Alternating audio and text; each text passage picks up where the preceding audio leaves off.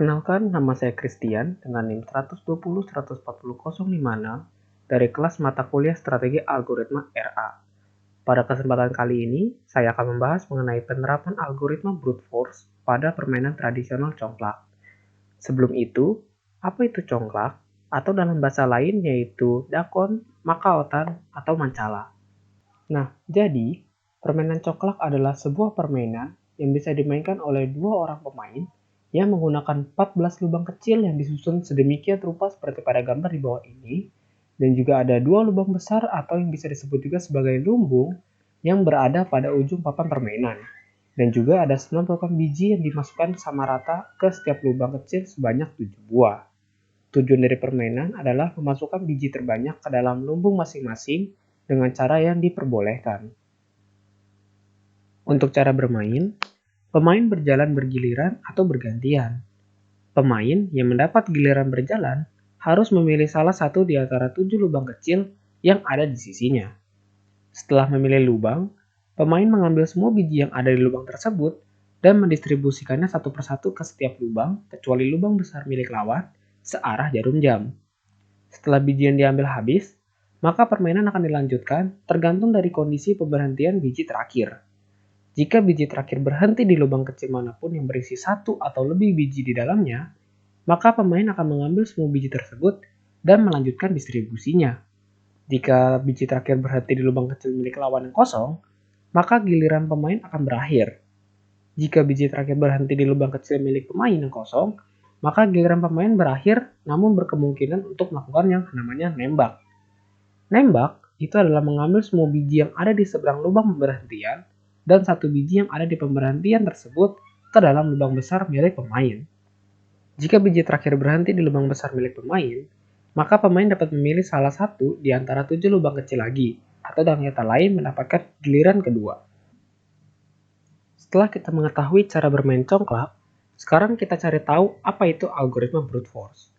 Algoritma brute force secara singkat adalah sebuah cara menyelesaikan suatu masalah dengan cara melihat semua kemungkinan solusi yang ada dan memilih salah satu solusi terbaik di antaranya sebagai penyelesaian dari masalah. Berikut adalah contoh penggunaan algoritma brute force dalam sebuah program Python yang mencari nilai terbesar dalam suatu list atau array.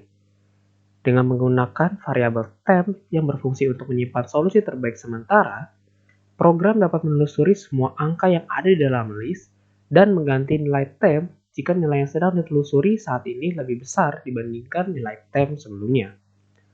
Setelah menelusuri semua solusi atau angka yang ada, maka program akan mengembalikan nilai temp sebagai solusi terbaik, yaitu nilai yang paling besar. Nah, karena kita sudah paham mengenai congklak dan juga algoritma brute force, maka sekarang mari kita lihat penerapannya di dalam permainan congklak. Di sini sudah ada contoh kasus di mana permainan congklak ada saat kondisi seperti ini. Lumbung di sini saya kosongkan untuk memudahkan penglihatan berapa jumlah dari biji yang didapatkan.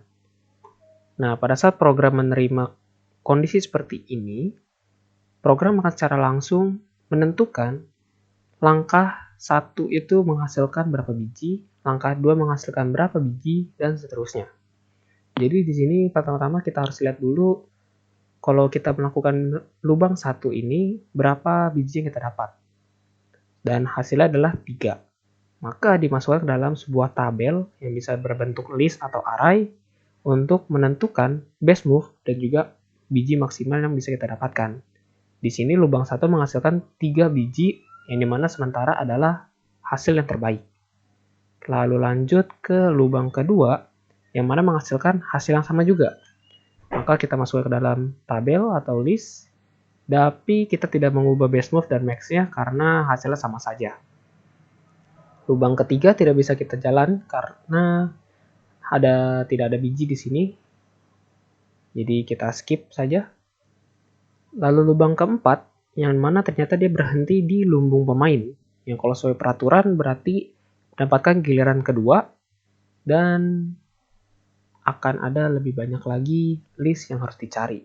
Di sini program akan mencari list setelah melakukan jalan 4 terlebih dahulu agar bisa mengetahui secara runtut atau secara berurutan hasil yang didapatkan. Nah, kita langsung skip saja ke dalam hasil yang didapat karena akan sangat panjang jika dicari secara manual satu persatu. Dan ini adalah hasilnya. Dan ternyata kalau kita lihat base move-nya adalah 5-1. Yang mana menghasilkan maksimal 8. Ini adalah langkahnya. Pertama kita melakukan lubang 5 yang mendapatkan hasil seperti ini. Kita berjalan lagi dan mengambil lubang 1 yang bisa menghasilkan 8 biji ke dalam lumbung. Nah, di sini kita bisa dapat simpulkan bahwa walaupun di sini kalau kita melakukan langkah 4 itu bisa berulang sampai 3 kali giliran kita, namun hasilnya maksimal hanya 5 yang bisa kita dapatkan. Jadi ya dengan kita melakukan algoritma brute force, kita dapat menghasilkan solusi yang paling optimal. Walaupun memang membutuhkan banyak sekali kerja untuk mendapatkan semua hasil ini. Kesimpulannya, algoritma brute force berhasil menentukan langkah terbaik dalam permainan tradisional congklak. Namun, jika kita sebagai manusia melakukannya, itu akan memakan banyak waktu dan juga tenaga. Sehingga sebaiknya algoritma ini diberikan atau dijadikan cara untuk sebuah program atau AI yang bisa nantinya menjadi lawan seorang pemain dalam bermain congklak. Oke, sekian itu saja dari saya. Kurang lebihnya mohon maaf. Terima kasih telah menyaksikan.